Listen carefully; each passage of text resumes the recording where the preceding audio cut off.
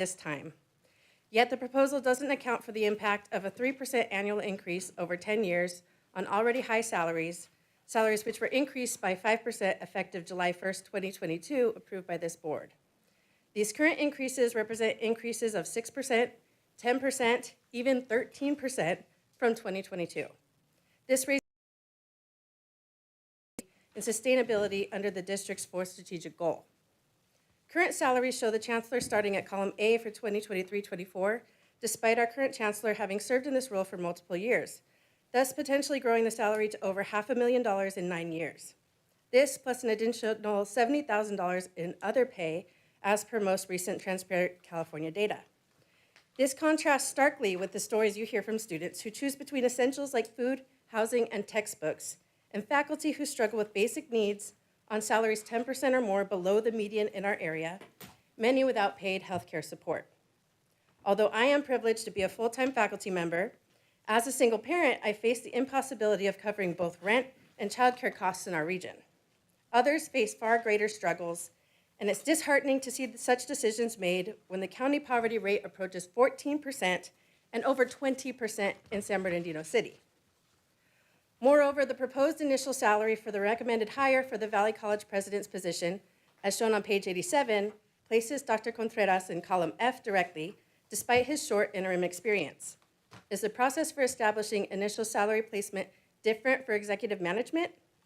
This discrepancy raises concerns about equity in salary placements across different employee groups.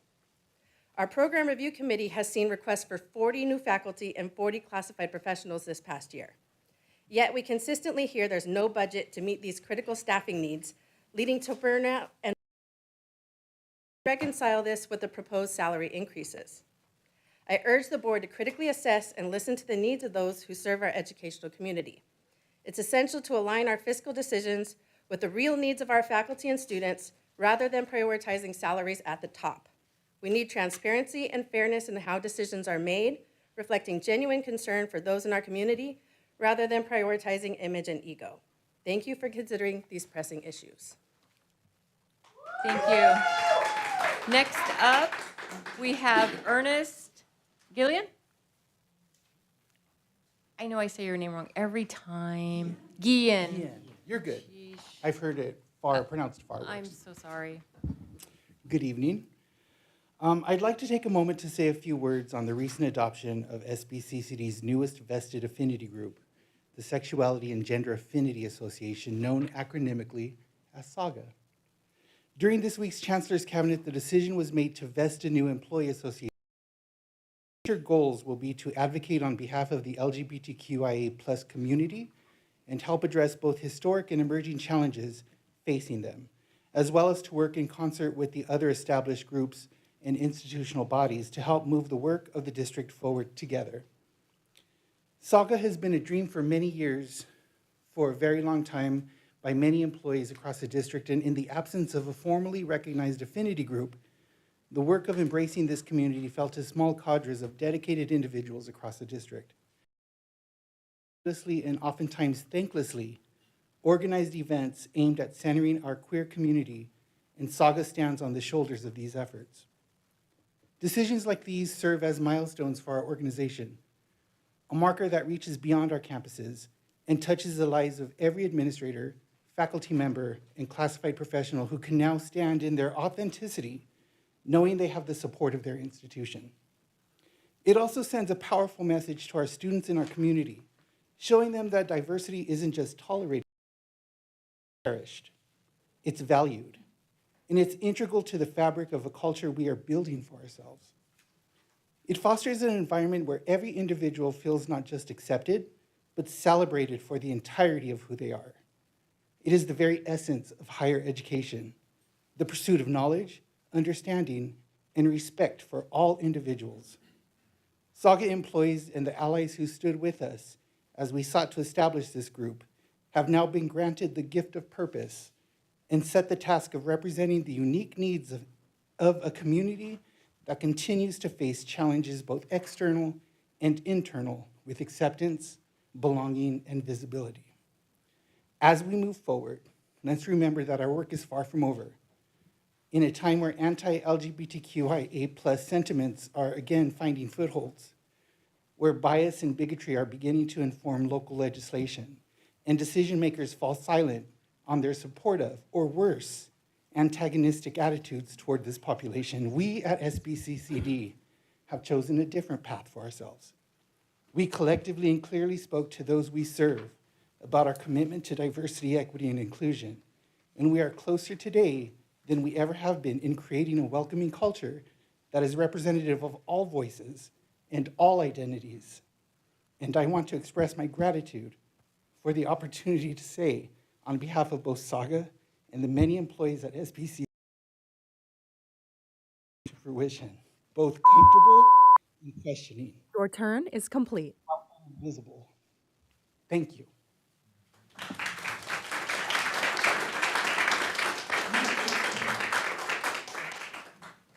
Thank you. Next up is Frank Acosta.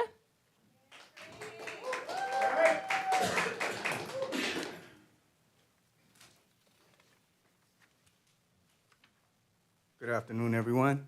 But after multiple attempts to try to to reach out to you guys to see if we could get free books, we see the opposites happening. You guys are getting raises, still investing, and still having galas and these fancy-ass parties. We get trustees that reach out to us to seem like they want to help us, show us libraries, show us different things, talk to us in meetings, but we don't see anybody reaching out to us how we're going to keep books for everybody or how we're going to keep these students. You get what I'm saying? You guys are getting new enrollments, but you guys are not going to maintain anybody because you guys aren't supporting us. That's all we want to do is be supported. We'll support you guys if you guys support us. So can we make that happen? That's all I got to say. Thank you. Thank you. Next up is Ella Lara.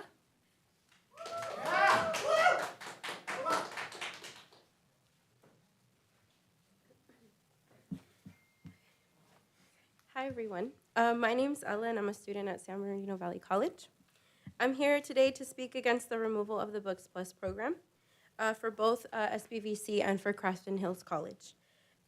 Firstly, it's imperative that you know that while we are grateful that you've extended it until the summer, you must know that it isn't enough. If you remove this program, it becomes a detrimental financial burden to your students. Most of your students are reaching their educational goals with this successful program, and removing it means removing a lifeline.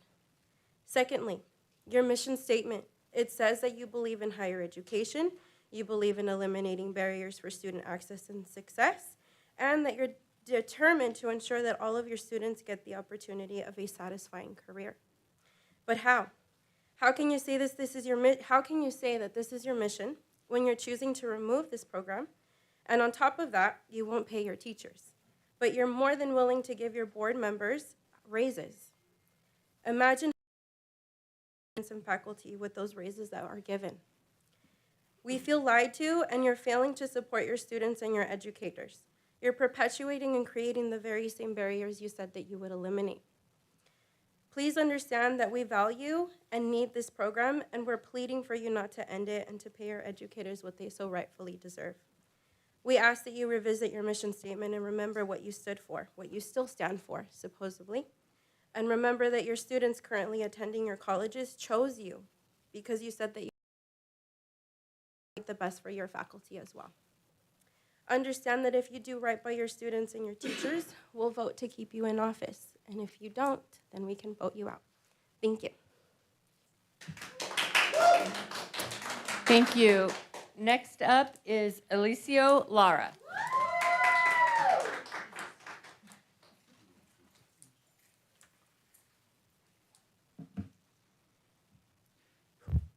Good evening, Board of Trustees. My name is Eliseo Lara. I am a student at San Bernardino Valley College, and I'm also the male co-chair of Club Mecha there at the college.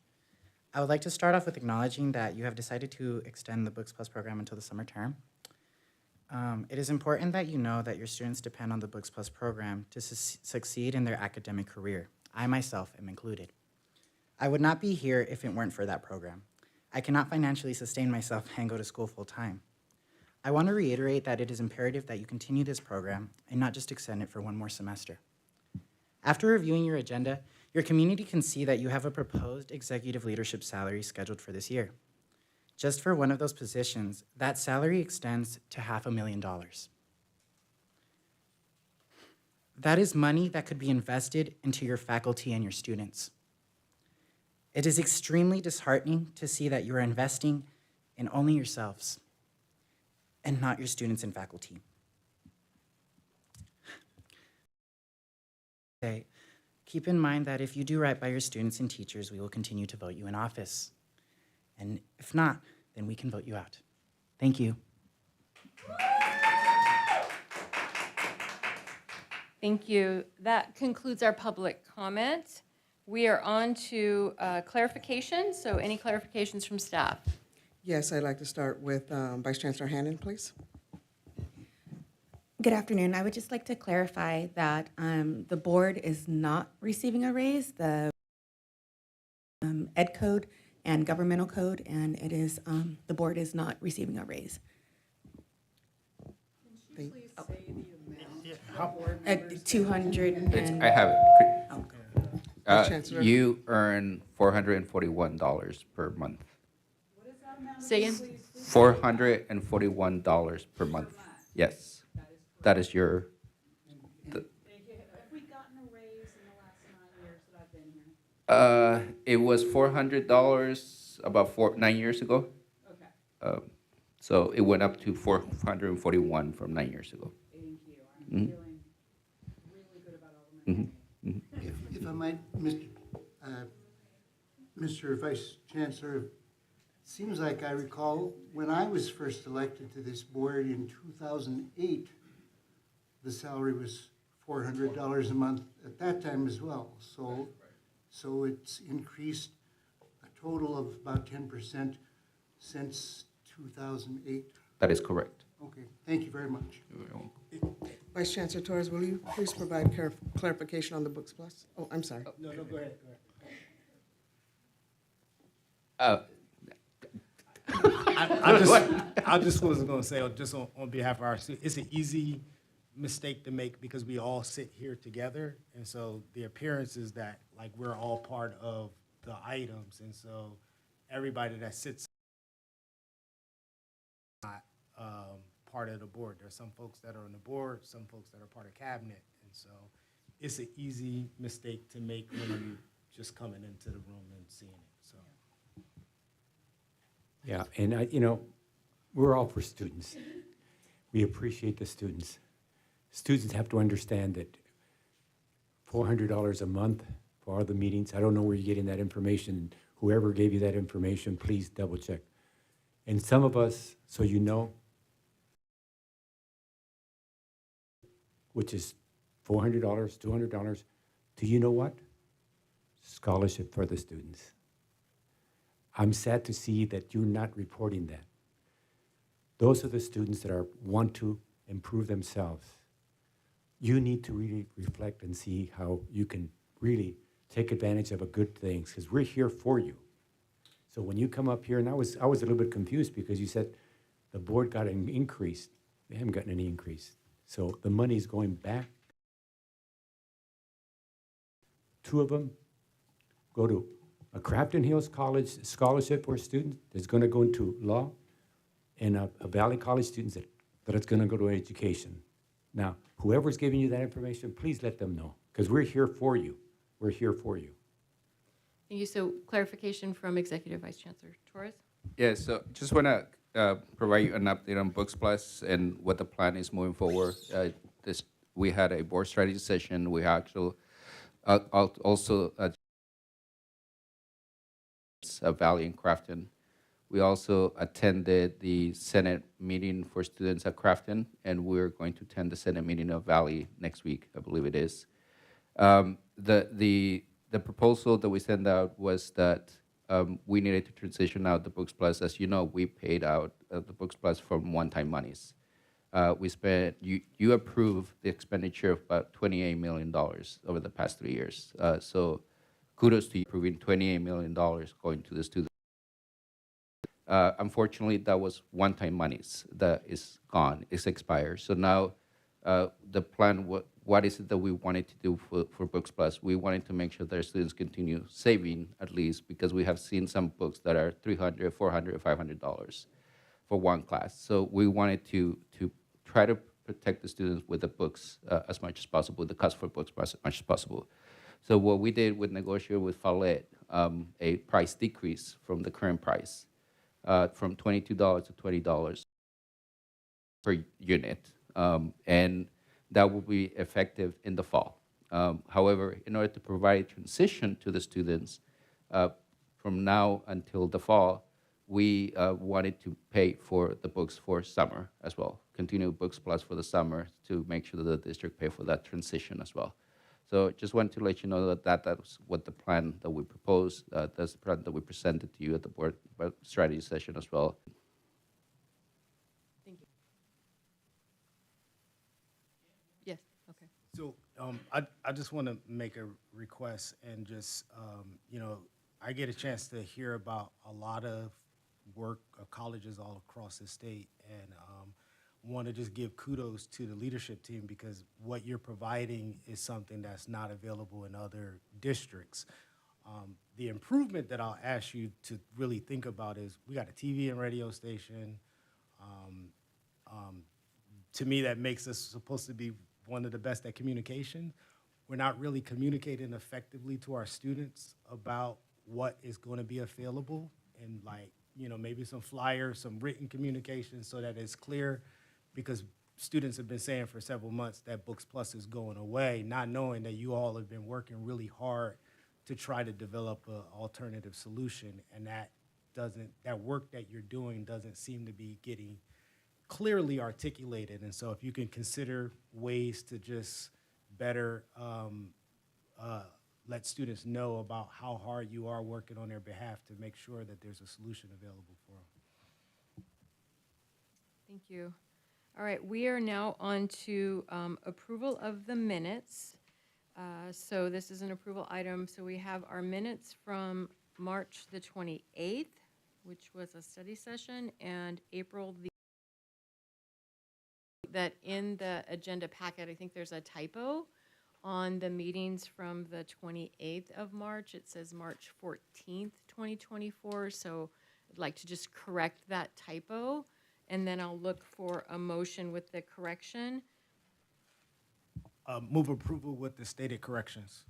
Second. So we have a motion and a second. So now we're going to go to our electronic vote.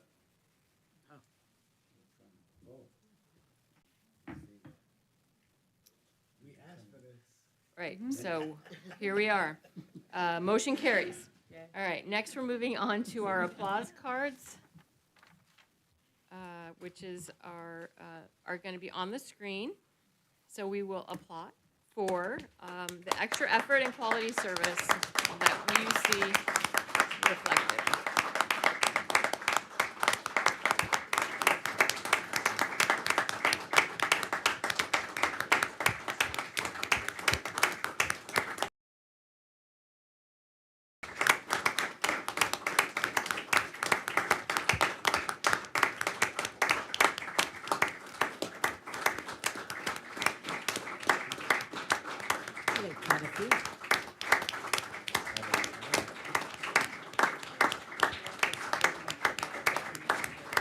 Yeah.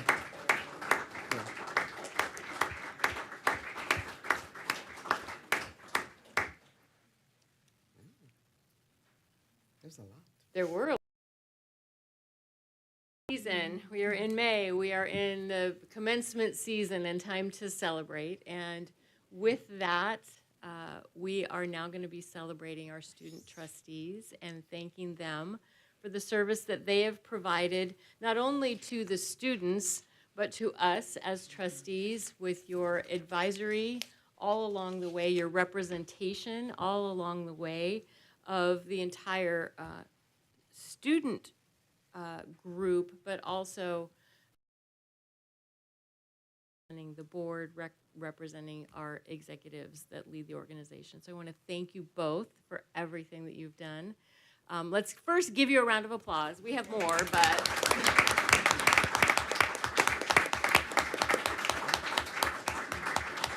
we're gonna do, we have prizes and we have photos and all of the things that we will be doing. But before we do that, I'm gonna go ahead and start with Michelle and wanted to give you an opportunity if you wanted to say anything. I am very grateful for having this position this past year. Had you asked me 2 years ago if I would have done something like the position as student trustee, I would have never envisioned that. And I feel like in this position has definitely been a lot of growth. And, I'm really grateful for having, the opportunity to advocate for students at the district level, concerning textbook affordability, but also on a national level at Washington, D.C. for funding for HSIs and Hispanic serving institutions. And with that, I'm happy to share that I'm planning to transfer to UCLA to pursue my BS in cognitive science. And at that institution, I do plan to continue doing student government. And I'm also excited to share that I was also selected to attend the National Conference for College Women Student Leaders, sponsored by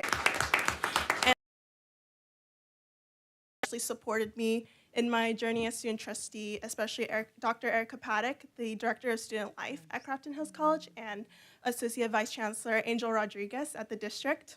And it's been a wonderful opportunity working with Kevin, Jose, Diane, and all the trustees, such great representation for the community college district and so many brilliant minds.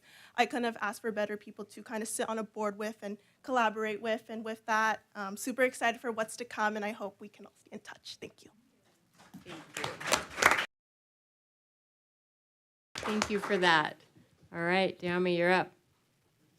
Yeah, I'll keep it a little bit more short, but just it was just a incredible privilege and honor to represent Valley students. And I was talking to Angel not too long ago, and I was just telling him that it's just such a great privilege also to be a part of the board that's going to go ahead and vote for the approval of the next president for Valley. So very excited for that. Very happy to be a part of that process. And just a big thanks to all the board members who have been so willing to provide mentorship, to provide, some learning opportunities, and just for being awesome, wonderful educators, professionals, and just people.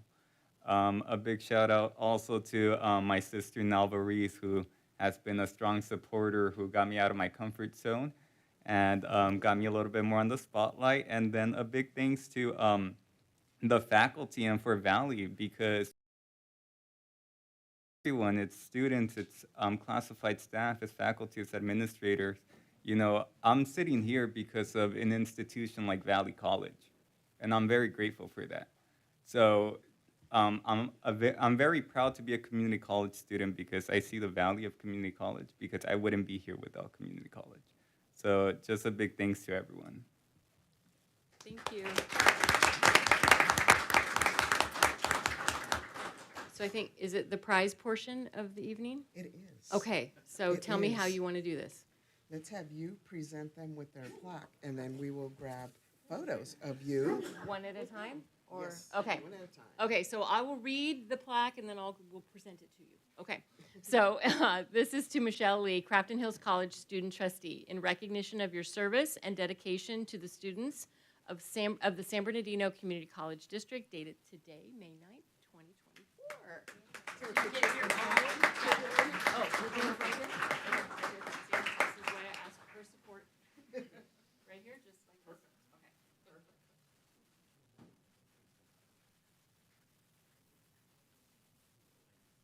And then my mom get a photo. Oh, yes, oh, yes. Come closer. Yeah, Come so closer. far away. Is that her mother? I didn't tell you, I tell Eric all the filters, please.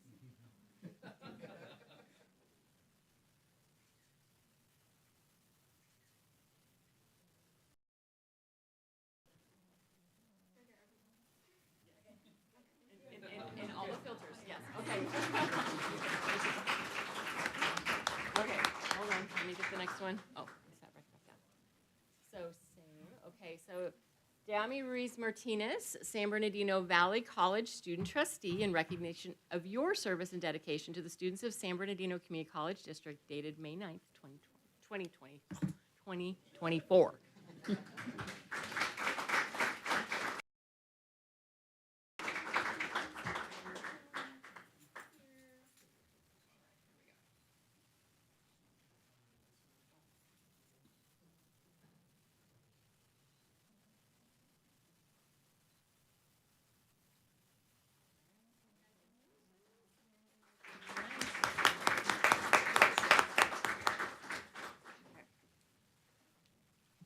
each officially have your own gavel.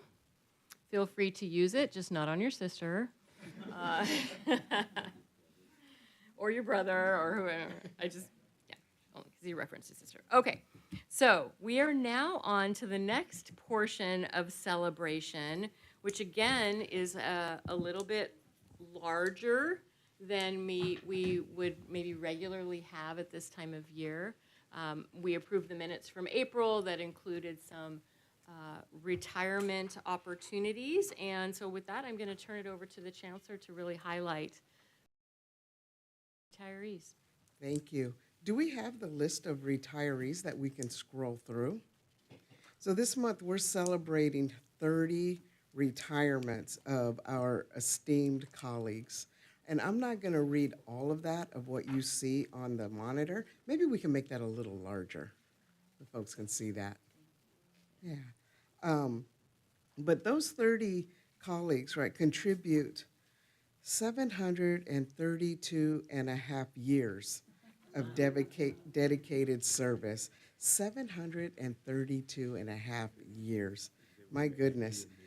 From across the district at Crafton Hills College, San Bernardino Valley College, KVCR, and the district office.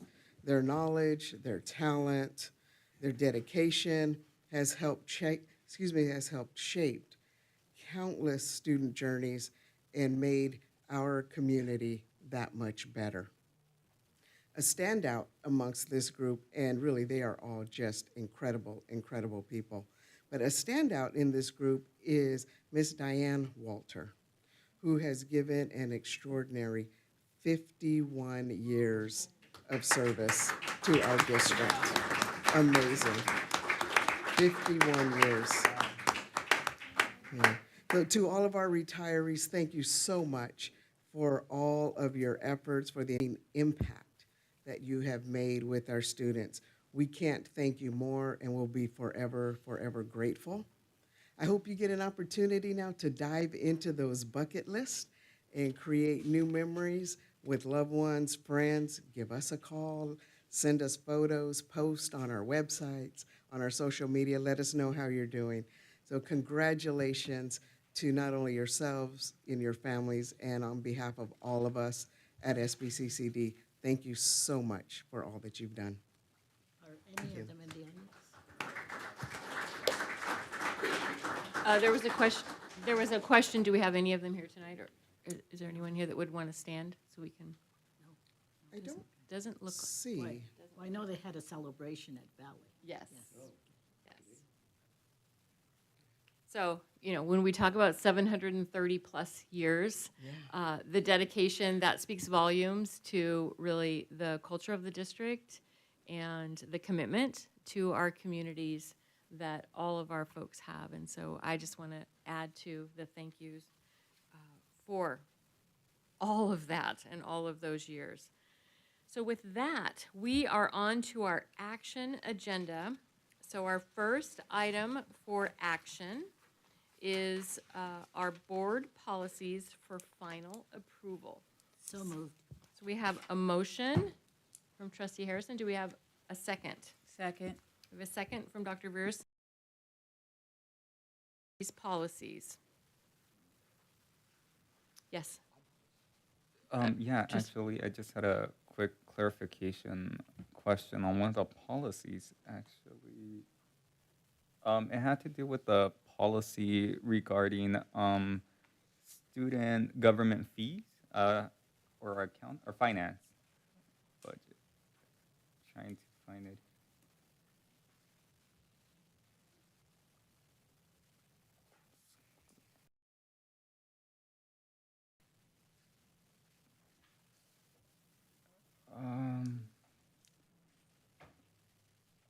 Okay, sorry about that. Okay, take your time. Yeah, I can't seem to find it here on the agenda.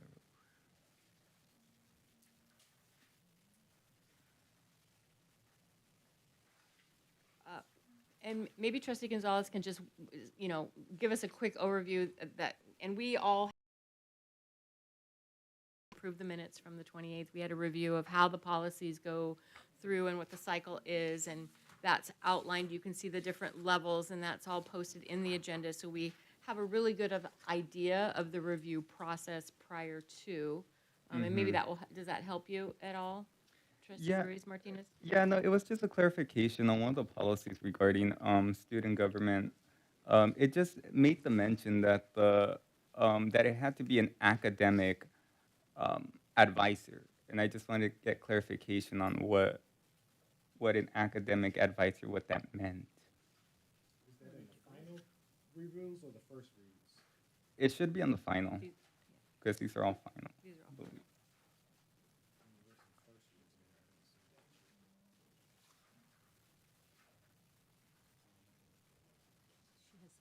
What- Somebody did. Yes. If I may, it's under 50/50 planning, it makes a mention of a advisement. Is that what you were referring to? Yeah, it made the mention that the advisor had to be a academic. I was just a little bit confused since our current advisor is. Yeah, that's right. I was trying to open it up on my tablet, that's why. Or like, where are we talking? What page?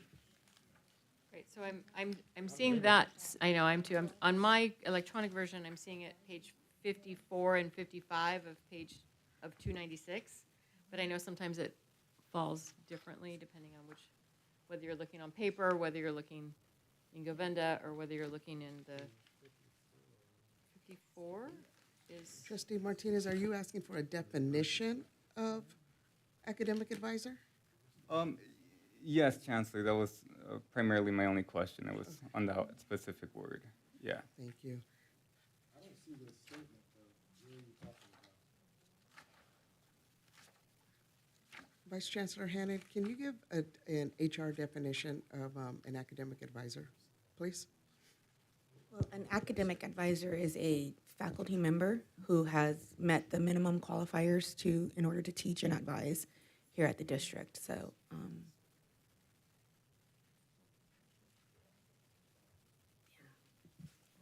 Okay. Yeah, that's helpful. It might have just been something that I oversaw. Yeah. What page is it on in ours, in the book? 55. 55. 54 is what we're talking about. That's why I asked, is it part of the first reads, because I don't see it in the final reads. Yeah, it might have just been my confusion when I was reviewing the board agenda. Yep. We have a motion, a second. Any other discussion? Okay, hearing none, we'll take our electronic vote. Okay. Looks like motion carries. So our next agenda item is the executive leadership salary schedule. Madam Chair, I'd like to pull that, please. Okay, we have a request to pull that item for future consideration. So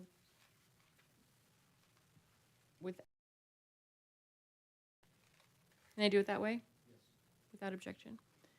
Without objection, we are consensus to pull that item. We will not take action on that item tonight. Does that work? Do you want us to make a motion to pull it? You know, it's really whatever's consistent with your past practice. Mm-hmm. With all the parliamentary procedure, Mhm. you can do it either way, but if you've done it consistently one way, pulling stuff out of action, I just recommend staying consistent with that. So why don't we just We will continue this to a future meeting of the board. Does that work?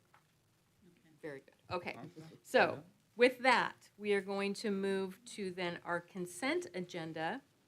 The consent agenda is expected to be routine and non-controversial. It will be acted upon by the board at one time without discussion.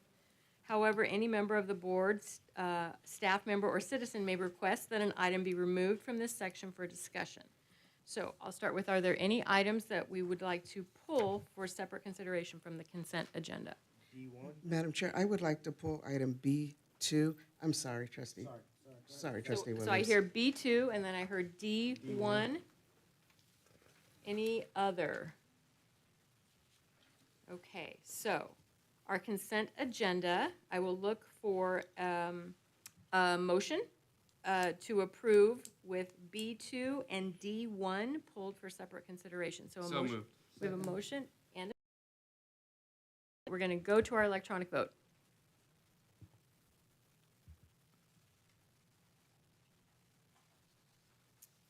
Okay, so our consent agenda passes, and we will now consider item B2, which is under Human Resources, appointment of district employees for separate consideration.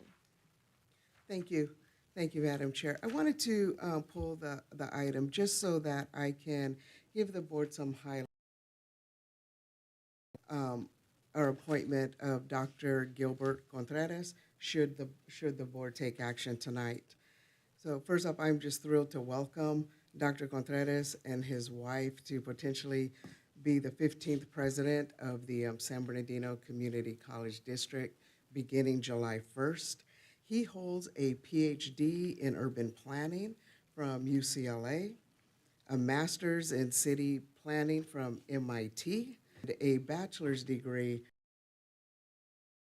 He brings over 17 years of leadership experience in the California Community College system and is deeply committed to fostering student success and collaborations.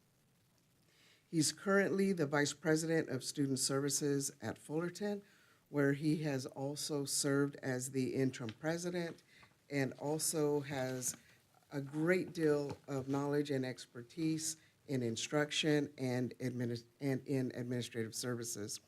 And not only that, he also has local ties to the San Bernardino area, where he's taught a doctoral course on governance and policy at my alma mater, Cal State San Bernardino. Dr. Contreras, we know you'll lead Valley College to new heights and be a source of inspiration for many, many of our students as you share a very similar background to many of our students. And once the board has taken action, if it's positive action, we would love to welcome you to the team. And happy to answer any questions about Dr. Contreras. And he is also here in the audience and happy to answer questions as well. All right, so let's entertain a motion. So moved. We have a motion to approve from Trustee Harrison, seconded from Trustee Williams. Discussion? Okay, hearing none, we will go to the electronic vote of the motion to approve B2, appointment of district employees. Yes. And motion passes unanimously, so welcome and congratulations.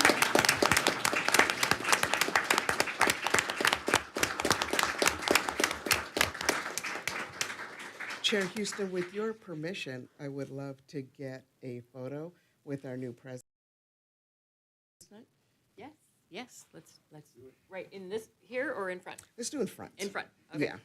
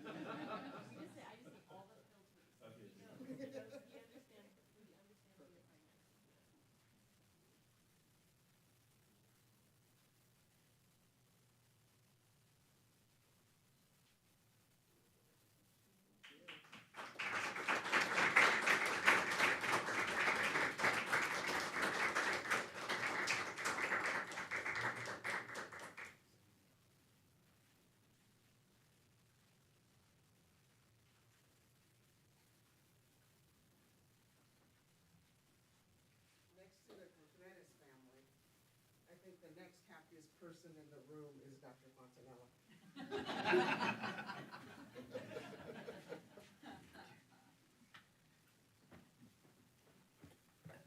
All right. We are going to resume with D1, which is the award and contract for the San Bernardino Workforce Development Center. So I'll look for a motion. Move approval. We have a motion for approval from Trustee Williams. Do we have a second? We have a second from Dr. Gonzalez. All right, discussion. I just wanted to see if we can have a future conversation about what takes place and what is going to happen in the center. Okay. Absolutely, we can get that to you and to the entire board. Thank you. Any other discussion? Okay, hearing none, we will go to our electronic vote.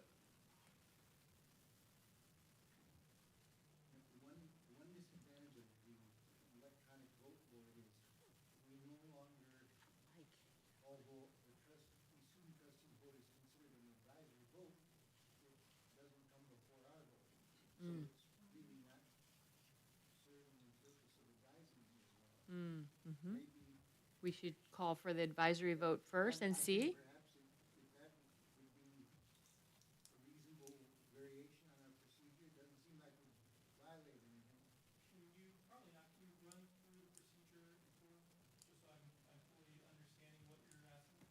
Right, so I think what we would do is, what we did in the past when we had a roll call vote, is that we would always start the roll call vote with our student trustees, so that if there was a student voice need for us to consider, that would be their opportunity to say no or whatever, or yes. In addition to that, of course, the discussion, you're involved in that, and we would learn from the discussion, I would think, too, whether there was an opposition. So I think the question is, should we vote into student trustee advisory vote, they vote, and then we would see that on the electronic, and we would go, okay, vote, whatever. In this case, the student trustees say yes, then elected trustees vote, and then we would maybe more consider it, is I think what I'm hearing.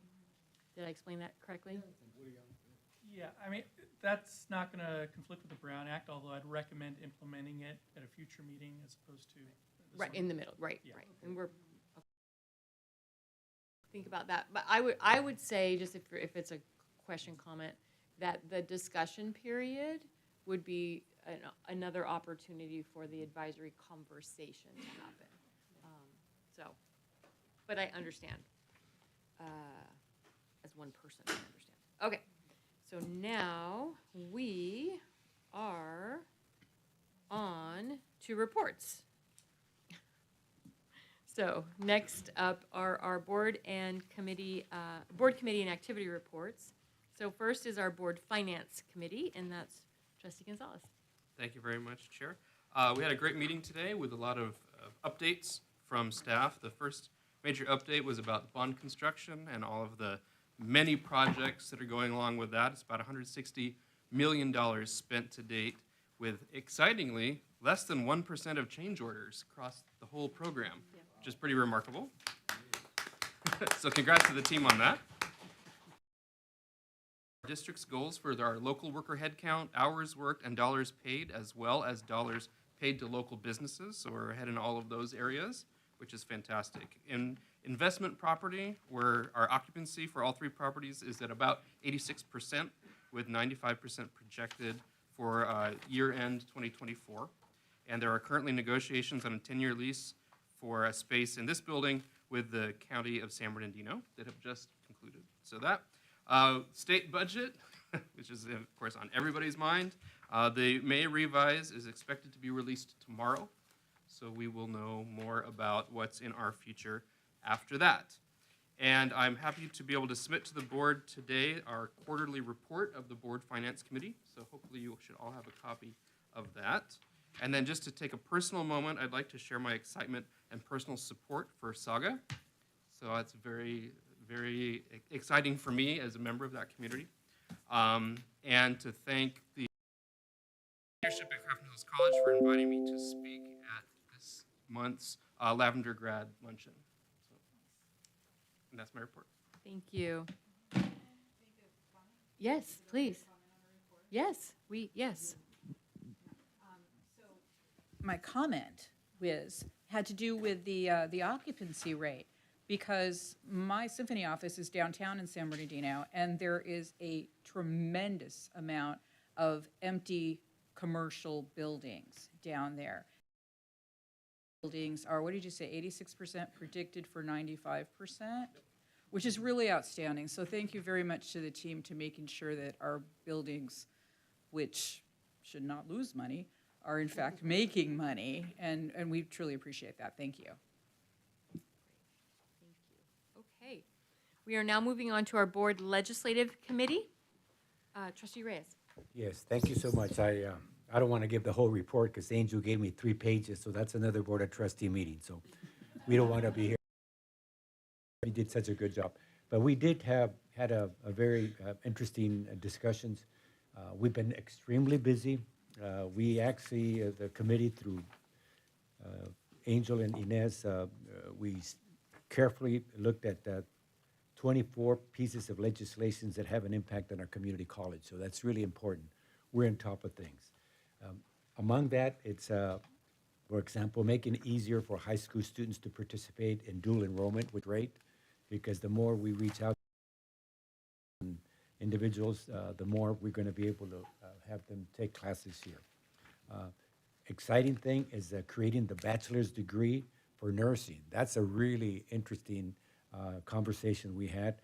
We had an opportunity to go to the College League Conference, and it's moving along very well.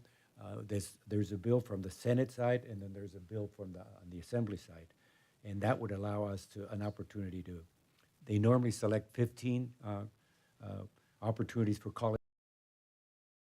We're hoping that through our relationships with our elected officials that we're one of them. But it also says that how effective our nursing program is, and we're very confident that our nursing program is doing a very good job. I remember when I first started working here 200 years ago, we had our nursing program was rated number, including Stanford and all the big.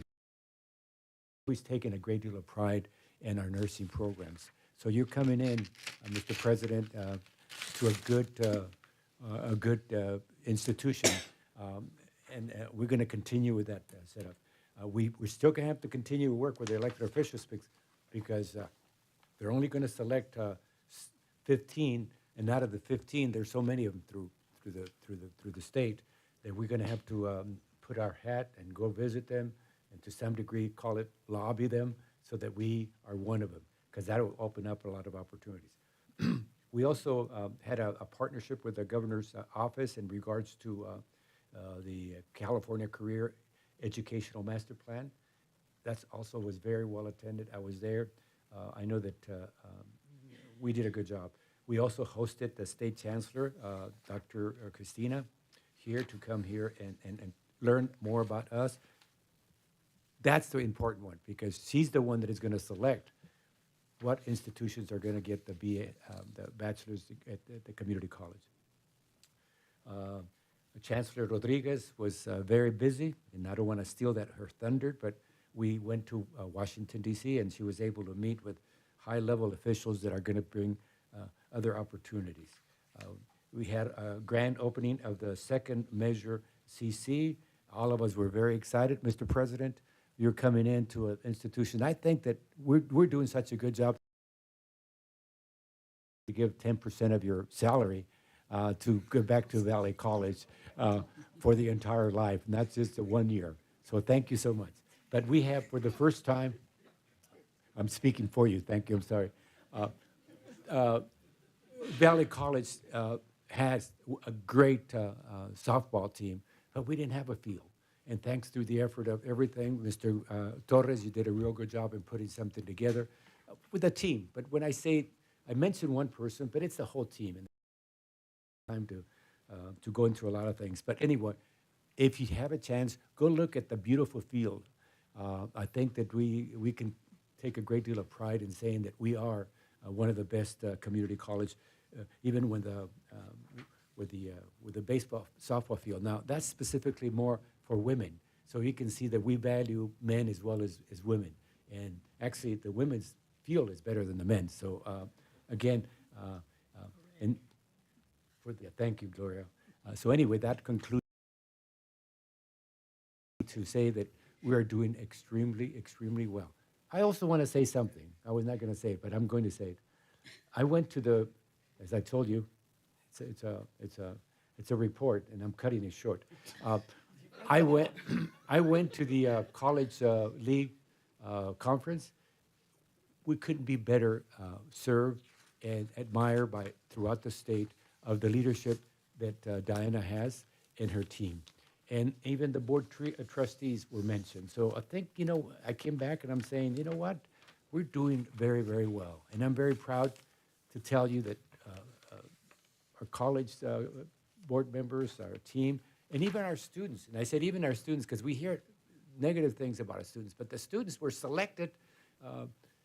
This young man was selected as the top best person throughout the country to advocate at the Washington, D.C. This young lady was selected to go to Berkeley. What else? I want to go back. Stanford? Stanford, correct. Well, it's a high prestigious university. Stanford and Berkeley are almost the same to some degree from the academic side. So anyway, we're very proud. And I wish that students that come and do not say the proper things can listen to people that really inform. And we can get those students also on board on the positive things. So we're very, very happy that the legislature, I have to report is that we're losing one of our members. Next month. Well, we're losing you. We're losing it. And I wanted you to stay for the whole year. But anyway, thank you so much for being part of the team. It's going to be hard to replace you. So we thank you for your leadership of the legislative committee. That concludes my report. Thank you. We are now on to our regional and state reports. Chair, Yes, before we move Question? on, if I might just note that,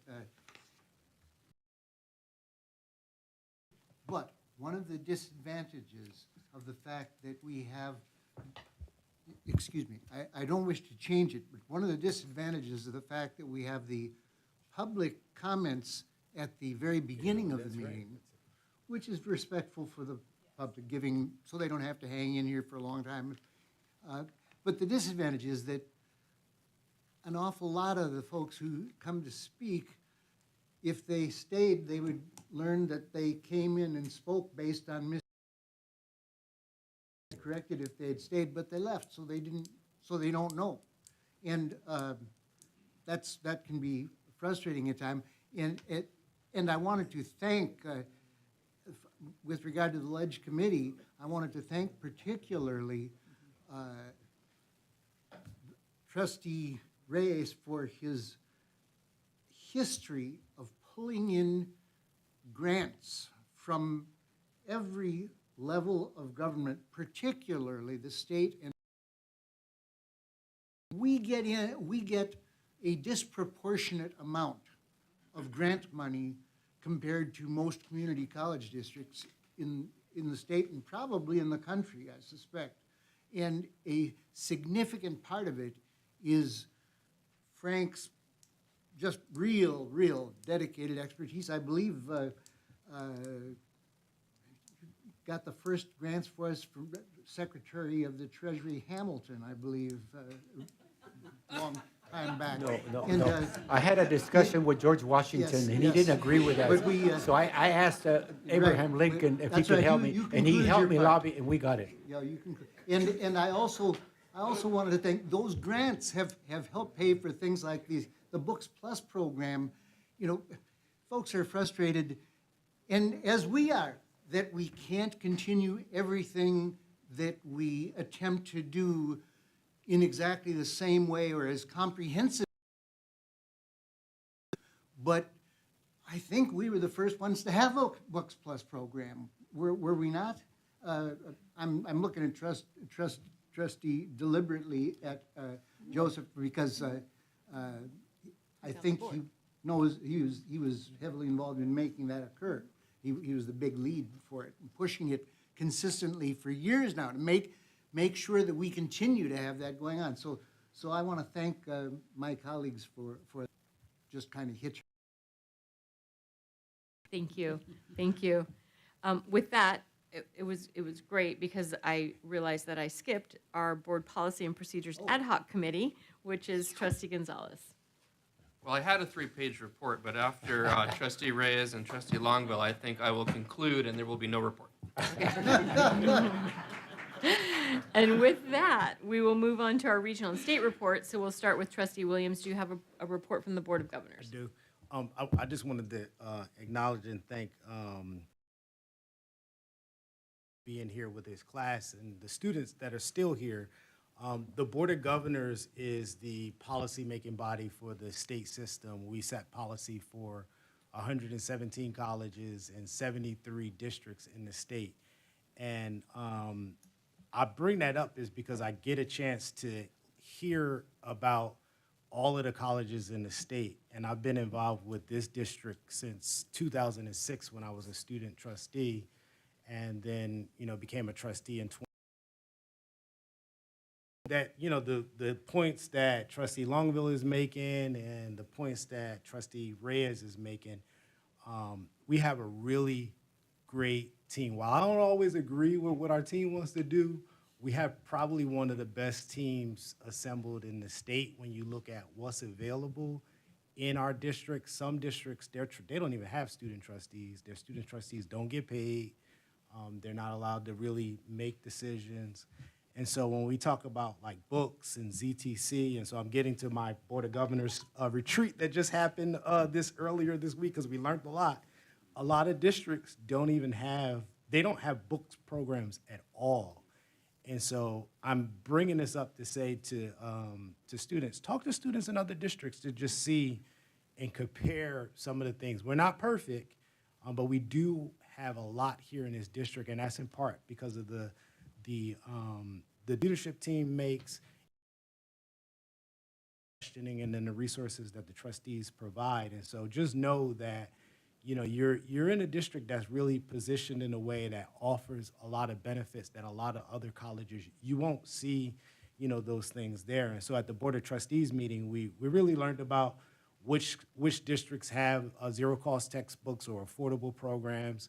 We learned about, what's Dr. Bush's district is Casulas? Los Rios. Some districts, 70%. Between 60 and 70% of their classes are ZTC. That means they have zero-cost textbooks, and there are going to be some opportunities for demonstration projects for districts who really want to scale out the opportunities to have more affordable options. And I'm really pressing at the state level that we have a program similar to the one here, but for the entire state. And those ideas are coming from this district here to be able to present that at the district level to say, hey, the opportunities that San Bernardino students have should be afforded to all students. We had a robust conversation about AI, specifically generative AI, and the impacts that that's having within the state, how we can use it as a state system to analyze our data sets better. We got a chance to demo some VR equipment and look at the pros and cons programs, and so that was interesting. And we talked a lot about the baccalaureate nursing program. My portion or my presentation was about credit for prior learning. Currently, the community college system serves about 2 million students, and we believe that there's an opportunity for us to serve close to 6 million students. We have capacity for that. And credit for prior learning is one of the strategies that our state chancellor is really asking us to get behind. And it's really looking at what students have and finding ways to be able to offer them college credit for the experience that they come into our colleges with. And so we're trying to figure out, okay, how are we gonna fund that? And so, because you gotta have funding to be able to offer those college credits. And so if you think of a guy, Maurice, he's about 34 years old. He's a military veteran. And you think about all of the training in all of the skills that Maurice would bring to a college, credit for to get or receive college credit for that advanced training that he received in the military. And so we believe it's about close to $900 million that we could save the federal government if we were able to offer veterans 30 units of college credits across the entire country. And so we're also thinking about entrepreneurs. How can we offer young entrepreneurs through the skills that they acquire, through the innovative things that they do, college credit? And so it would be interesting to really know if the state is saying we have the capacity to serve 6 million, if San Bernardino Community College is serving whatever we serve, 15,000, what's our real capacity when you think about strategies like credit for prior learning? Again, we still got to figure out a way to fund it.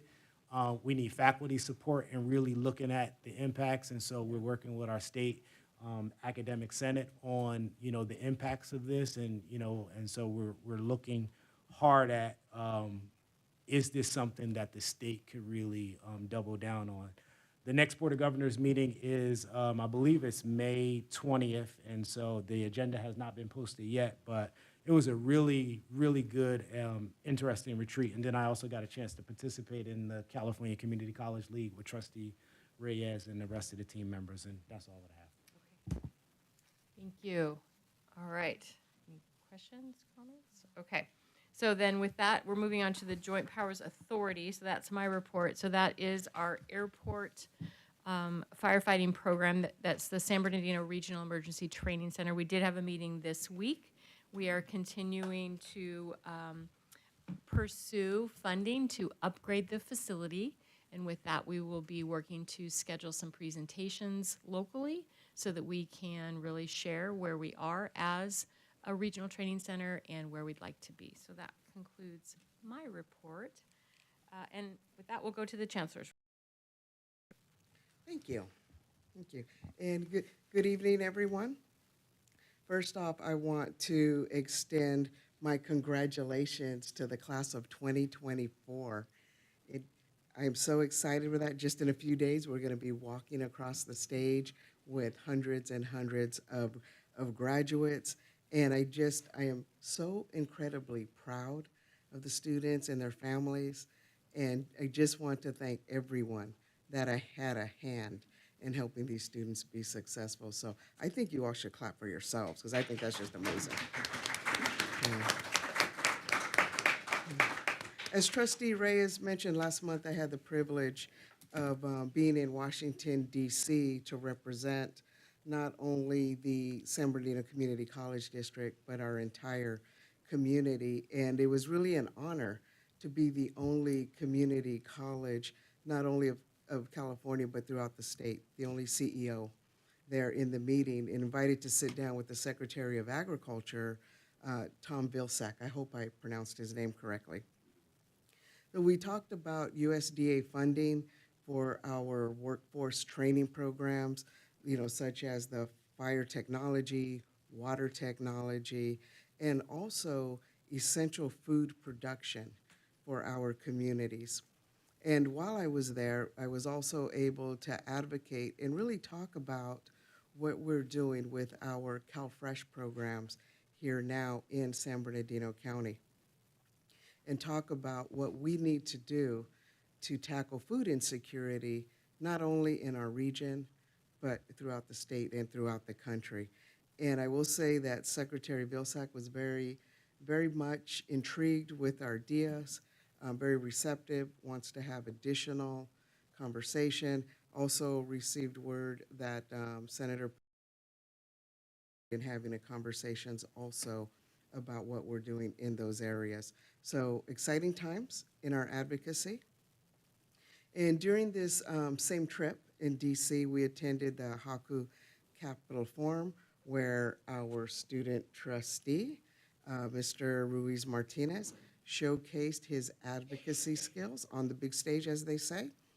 And he placed third in a national pitch, right, and impressed everyone with his articulate speech in Hispanic serving institutions. You all should have seen him. He was amazing up there. So congratulations for that. Congratulations. So his efforts with that earned him, he got a number of prizes and so on, but one of the things that I think was kind of pretty cool is he got some one-on-one time with the Secretary of Education, Miguel Cordona, which is priceless.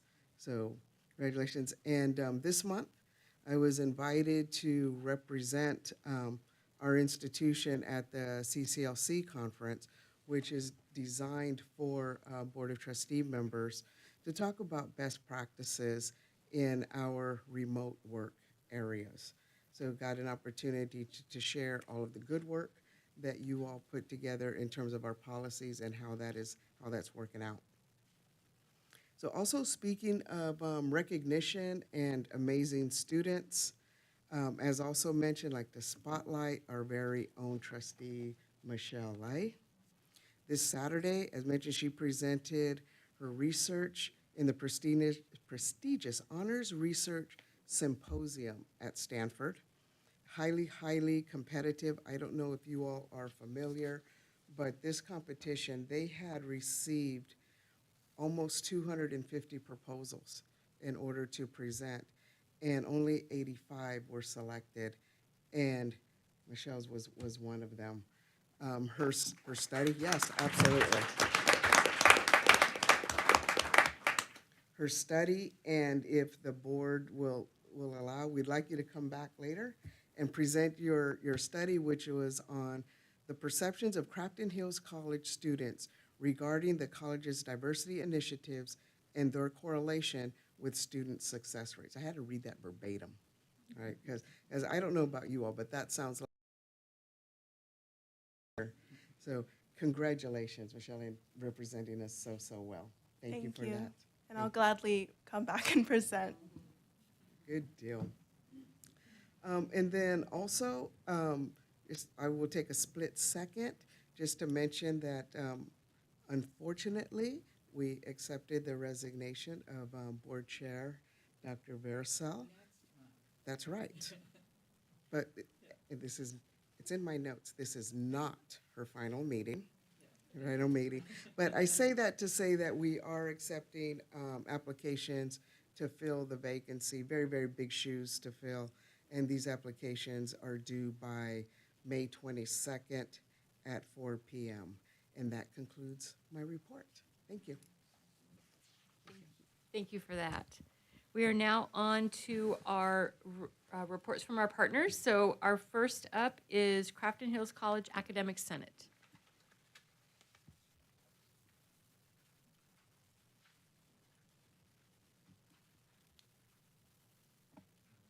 Good evening.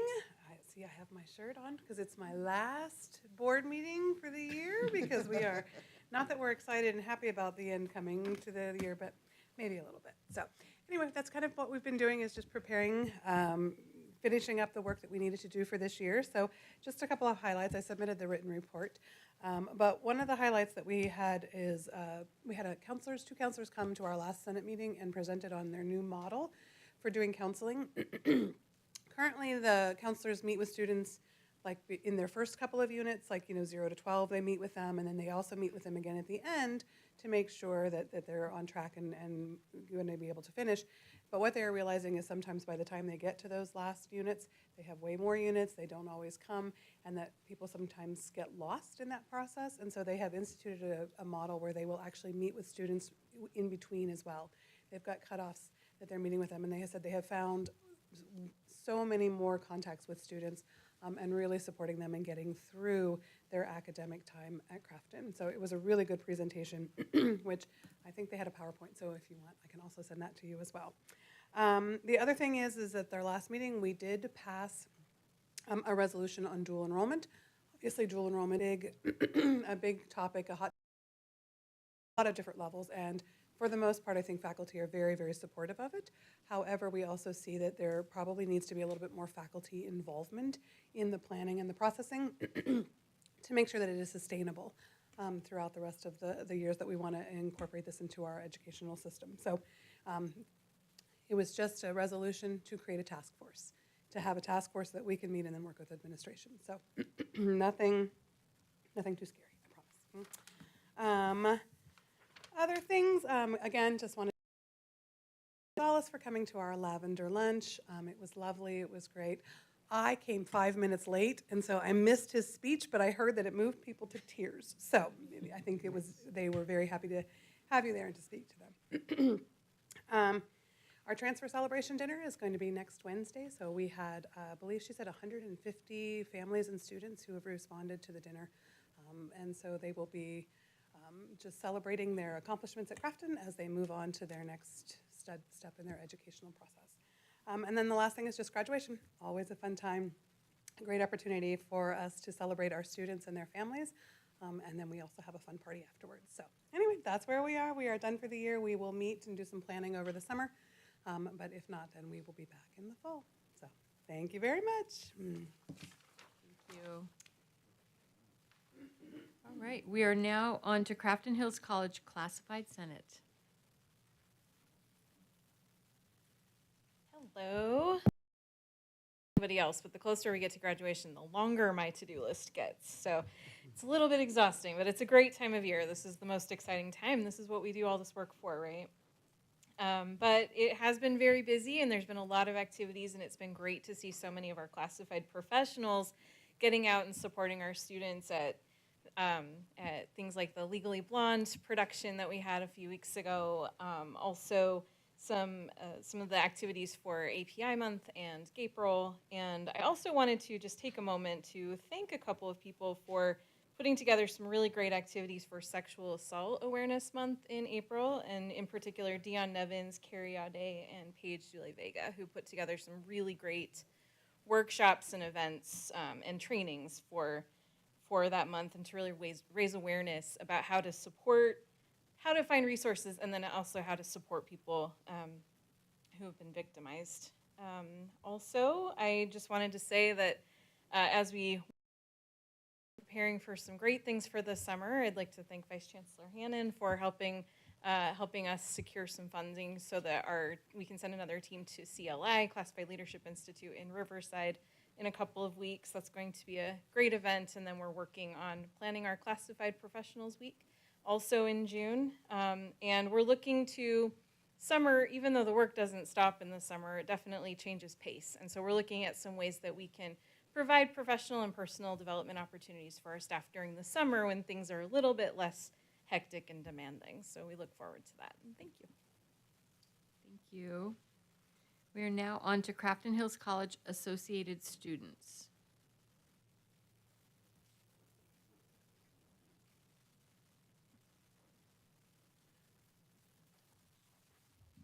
Good afternoon, everyone. My name is Hadi Nautor, the current Outreach Coordinator and alternate delegate for Region 9, and I'm here to give the report on the behalf of the Crafton Hills College Student Senate. First off, we've concluded our Student Senate elections at the end of last month. We had an impressive turnout of almost 250 students, 4% of our student body, nearly double the nationwide average of engagement in student government elections. And we are proud to announce that we have filled 6 of the 7 executive board positions, 3 of which are here with us today. Good afternoon. My name is Jared Shaw, and I'm the newly elected Internal Affairs Director for Crafton Hills Student Senate. Good afternoon, good evening. My name is Katrina Berenger, and I will serve as the 2024 to 25 External Affairs Director for Crafton Hills College. And I would like to say that I'm very excited for this position and look forward to being a strong advocate and delegate for my school, district, and region. Thank you. And my name is Hadi, and I'm going to be the next student trustee for the 2024 to 2025 term.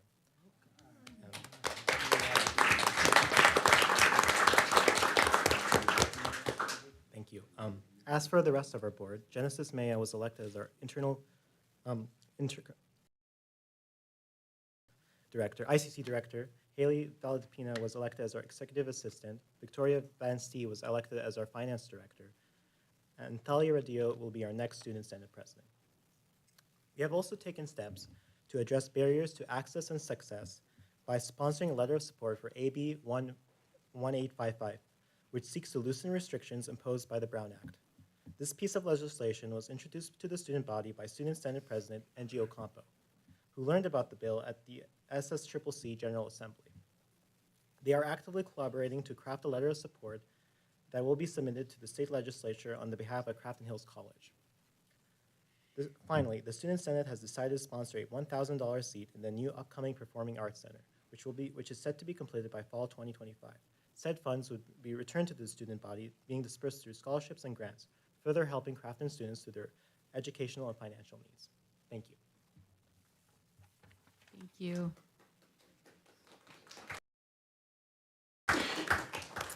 So our San Bernardino Valley College Academic Senate representative is on a conference, an accreditation conference. I don't think we have a report, making sure. Okay. So then we're going to move on to San Bernardino Valley College Classified Senate. No report. Looks like no report. San Bernardino Valley College Associated Students.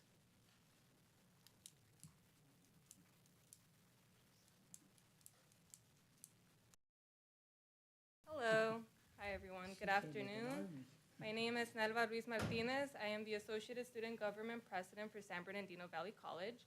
And today I brought a few special guests. We have the Aeronautics Club. They went ahead and they went off to a field trip in Chicago. So I have the ICC rep that's going to go ahead and give you guys a bit of details as far as the funding goes. And then we also have the, where did he go, Francisco? We have Francisco there to show some support. All right, so go ahead. Good evening, board members. My name is Ricardo Guevara. I'm going to give you a report on our aeronautics club here. So we approved 8 out of the 20 grand we approved from ASG. We approved 8 grand for the aeronautics club to go to their competition in Chicago, and it got approved unanimously. And now I'm going to pass it over to President Eric from the Aeronautics Club. Thank you. Hello, board members. Thank you for having us today. I would like to give a special thank you to our VP, our President of Student Senate, Nelva, as well as Dr. Linda Fontanella. I'm sorry if I said your name wrong. For helping get our funds approved for this meeting, for our competition. Our students, we have a couple of students here today with us. They are the students that went to the competition. They have brought back their experiences, as well as they've got new sites of experience out there and learned exactly what it is like to be in the field. So first off, I'm gonna start introducing Daniel here, and Daniel's gonna speak about his experience. Hello, everybody. My name is Dan Farnsworth. For me, personally, the experience was great, very informative, and it gave me reassurance that I was in the right direction. And I really couldn't do it without any of your guys' help, for everybody who had a hand in it. And I wish everybody in our aeronautics class can take it, but everybody can't. However, it is a very good program, and I believe we have the best. But I could be biased because I attend there. Thank you. Hello, everybody. My name is Ronald Juko. I'm from Uganda, but I'm in the program, and I was part of the team that went to Chicago. My experience was I had a one-on-one exposure with the decision makers in the aviation industry.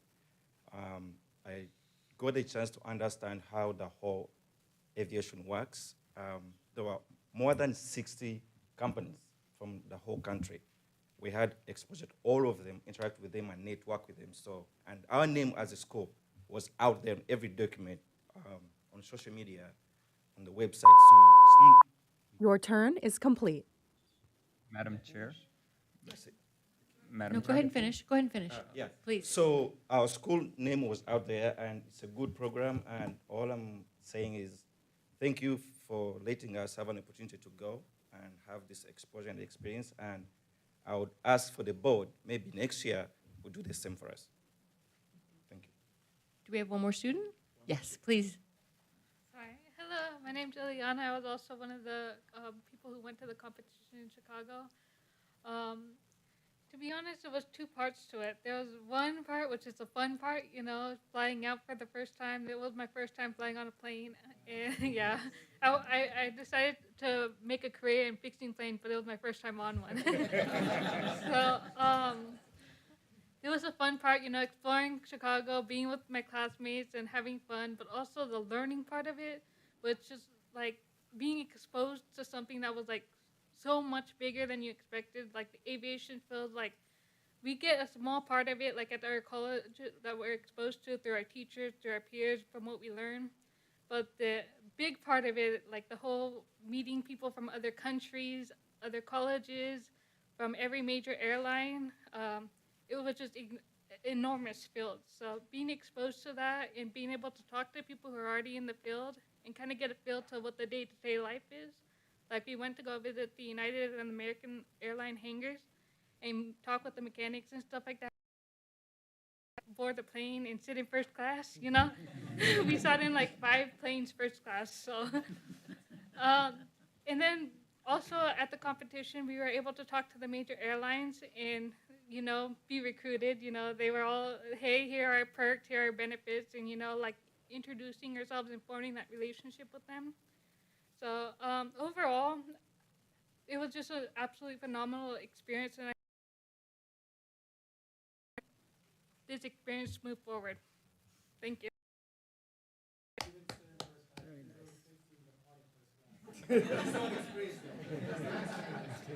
Closer than I've ever gotten to first class.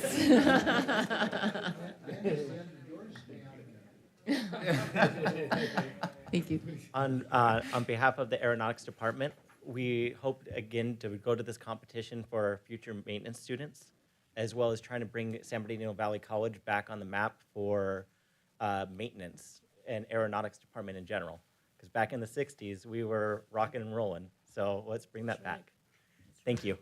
Thank you. All right, well, there you have it. That's the reason, this is the reason why we continue doing what we do. And we just want to go ahead and congratulate the students that are going to be graduating this year. And thank you very much.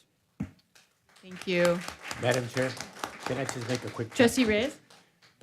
Thank you so much for coming to deliver this important information. At one time, our aeronautics program was one of the best in the state. And a lot of people used to come to the aeronautics program here because the cost was very minimal versus going to a private. Yep. I appreciate the fact that you're continuing that tradition, and know that we're there to help in any way that we can. And we have a good relationship with the FAA. So I'll meet with your professor, and we can talk a little bit about some of the things that guys, your program can get assistance from in terms of grants, okay? So thank you so much for doing a good job, and you know that we have your support. Thank you. Madam Chair? Yes. Just a quick comment. Yes. Just wanted to bring to light that, you know, when I came into student government, also Nalva, Interclub Council was, you know, it was coming out of COVID, so it was very, we had a small group of clubs.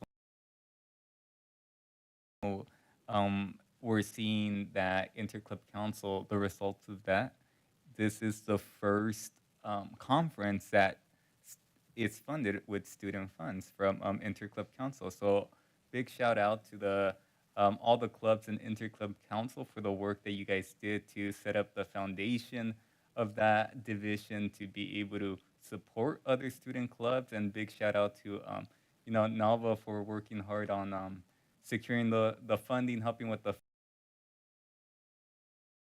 awesome experience for you guys. And let's see how we could continue to make this happen and make this a permanent kind of going forward. But great. Thank you for that. Okay, we're going to move on to CSEA. Take out all that whole row there. This has been a good meeting. First, I'd like to offer some words of welcome to the newly selected president of SBVC, Dr. Gilbert Contreras. Welcome. And offer the classified union support and intention to work collaboratively with him and his office to create an environment that continues to support the classified professionals at Valley College and find solutions to issues that address the needs of the college as well as the challenges faced by its employees. I would also like to express our gratitude to Dr. Fontanilla for both the work she's accomplished during her time as interim president as well as the part. Thank you, ma'am. It's been a pleasure to work with you. Last weekend, CSCA held its joint picnic with CTA at Sylvan Park in Redlands. It was well attended, and I'd like to recognize our chapter secretary, Karina Baber, for taking on the lion's share of work in organizing it. I'd also like to offer our thanks to CTA President Gomez and his team for their efforts in making that event as successful as it was, and offer CSCA support to the newly elected members of the CTA executive team as they begin the good work of their union. Phase 2 of our ongoing classification and compensation study is now underway, and CSCA is diligently working towards advocating for the classified staff as we evaluate both our job titles and our compensation schedules. It's CSCA's hope that by working collaboratively with our district counterparts in bringing into alignment our job titles and descriptions, as well as prioritizing fair compensation that meets or better yet exceeds, even by the smallest degree, market medians, we demonstrate a shared commitment to the value of our staff and paraeducators. And especially during times of financial uncertainty, doing so is a nod to the invaluable contributions of the classified staff and an investment in the futures of our students and our community. Thank you very much. Thank you. Next up is our CTA. Looks like no. Our next up is our Police Officers Association. Looks like no report. Okay, we're going to move on to our staff report. So we have our San Bernardino Valley College interim president, Dr. Fontanilla. Thank you very much. I was going to start with showcasing a video, but I think I'll hold that. I want to make sure I get through my report. Congratulations and best of success to the student trustees. Congratulations to Dr. Contreras. The campus is waiting for you with open arms. Maybe that was just me. No, we're waiting for you with open arms. Congratulations, Gil. So happy to have you on board. You are welcome to our commencement on May 21st at 9 a.m. It'll be at the stadium again this year. As of Monday, we had 518 students who had already RSVP, and our keynote speaker is going to be Dr. Sharina Betters. She is the Chief of Equity and Access at the San Bernardino County Superintendent of Schools office, so we're excited to have her. Speaking of student dedication, I want to congratulate the foundations, members of the financial aid department, and all the other members of the college who helped host a beautiful scholarship awards ceremony 2 nights ago. We had almost 500 students who received $570,000 in scholarships. Many of those students received 2 and 3 scholarships, and they will use some of the books. And so we're very happy to support them in that way. I want to highlight one student, Carolina Azumi. She's an excellent student at Valley. She has been accepted to UC Berkeley. She was active in TV and film, participated with Haku, and she was also selected to be a student abroad. And she came up at the ceremony and just thanked us profusely for her scholarships because she said they made a difference in her life. I'd like to acknowledge the partnership we have with a nonprofit by the name of Stratoscope, and also acknowledge Vice Chancellor Torres's office and his staff, particularly Farah and Erica, Vice Chancellor Ornelas' staff, and of course the staff and faculty at Valley College. We brought a summit to the college on May 27th, which was a Saturday, Fight for Our Future. It was a student summit where students learned about climate changes and climate crisis and changes that they could make. The keynote speaker there was scientist Lucy Jones, the one who tells you about earthquakes. She was there and she had a very, very strong message in directing students to future jobs. So I was very excited to have Dr. Jones on campus with us. And finally, I want to acknowledge the fine work of Dr. Joanna Oxendine and Dr. Vinnie Wu, one of our researchers. They've just had one of their proposals accepted by the Strengthening Student Success Conference for 2024 in October. This proposal will highlight the innovative approach to San Bernardino Valley College development as a part of the Strategic Enrollment Management Academy work, which is going to lead to developing our enrollment management plan. And this work integrates quantitative and qualitative analysis to develop holistic student profiles. So who our students are. Exciting for them to present at this conference. It's the first time that our research department has ever presented at the conference, and they have an 80-minute slot. So congratulations to them. And that concludes my report. Thank you. Thank you. And thank you. Thank you You're welcome. for everything. You're welcome. For the last. It's been my pleasure. It's been wonderful.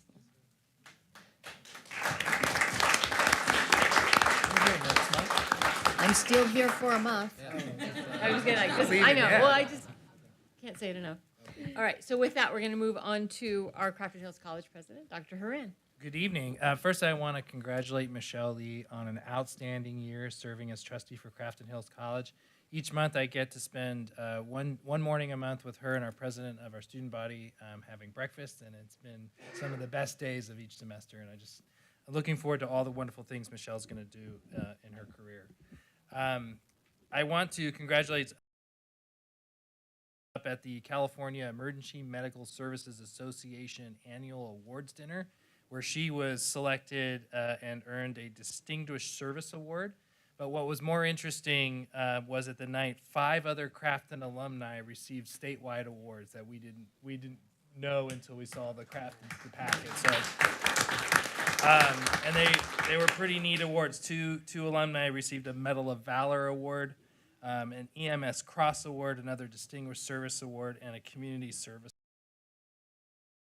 paramedic and EMT alumni. So it was pretty fantastic. I want to congratulate Michelle Riggs. She was selected to serve on the board of directors for the Network for California Community College Foundations, and she is starting her first 3-year term with that. I want to congratulate Dr. Contreras on being selected for the president of Valley College. I look forward to working with you. You're going to be a great partner. I can tell already. So, and then we have 2 videos we'd like to show, 2 new commercials. They're very brief. They're less than 30 seconds each. If Roger, you could pull those up. That's really cool. It's just going to Crafton. It was honestly life-changing. I always knew I wanted to go into the medical field, and then I found the path that felt right for me. They have so many resources. You can tailor it to your passions and the things that interest you. I'm one in hundreds and thousands of people who just keep taking one step forward, and that's what led me here. I'm Dr. Christina Tauron, and I am a very proud alumni of Crafton Hills College.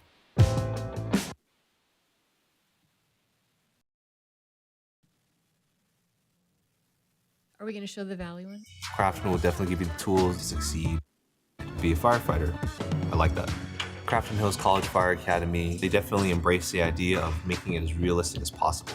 You're going to be trained physically, mentally.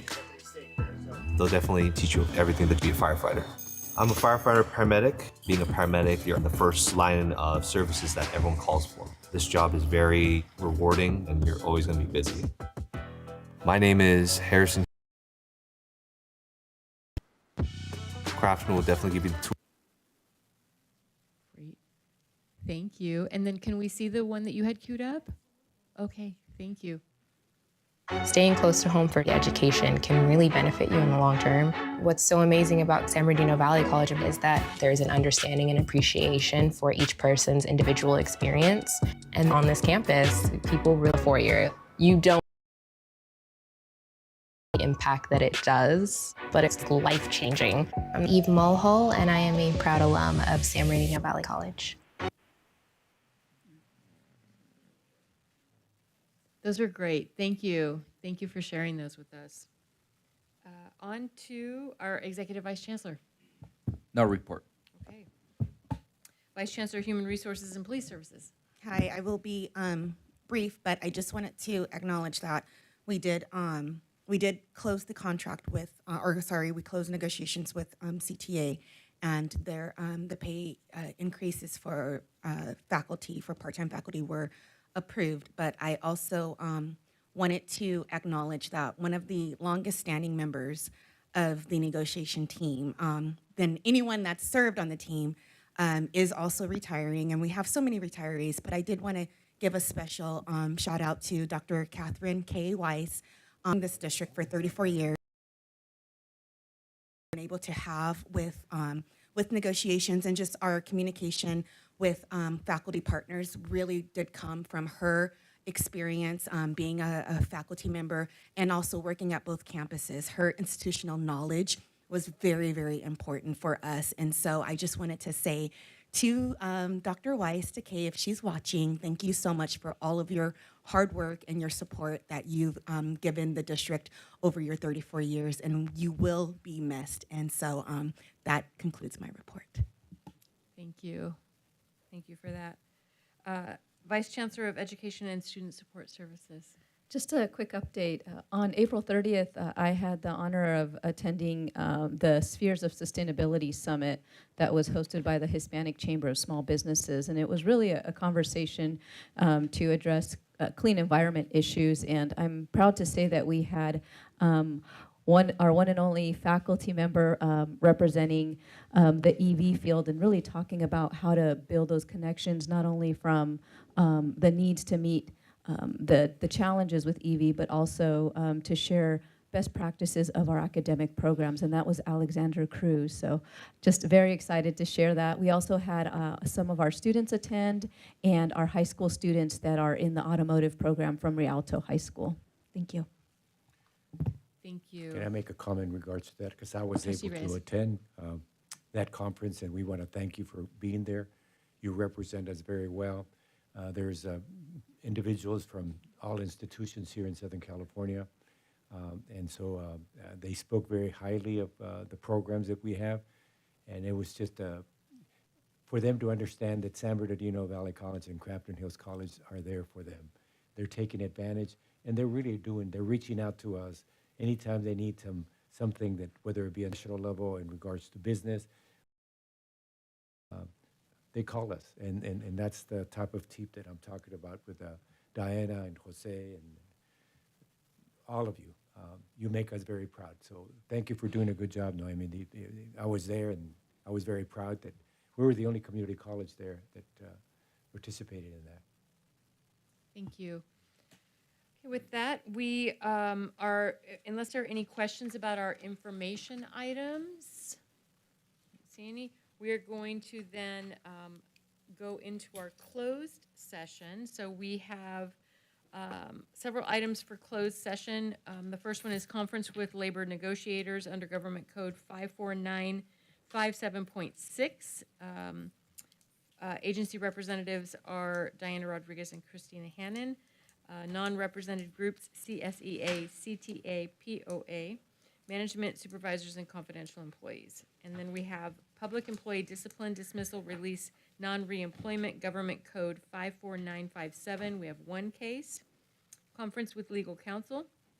Anticipated litigation, significant exposure to litigation pursuant to subdivision D2 and E of Government Code 54956.9, one case. Conference with legal counsel for existing litigation under Government Code 54956.9 E3 or D1, one case. And then public employee performance evaluation under Government Code 54957B1 for the chancellor. So do we have any public comment for closed session? No? Okay, so with that, the time is 5:43, and we are going to convene into closed session. We're going to take just about a 10-minute so we can have a little break. A little break.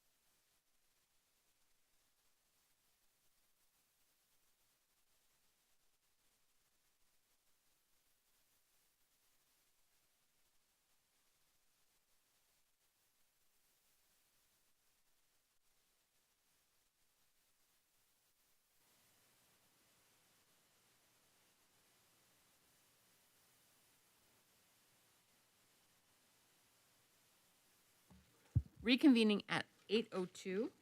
We took no action in closed session, so our next meeting will be our board strategy session on May 23rd, 2024 at 4 p.m. in the boardroom here on Hospitality Lane. So at 8:02, this meeting without objection is adjourned.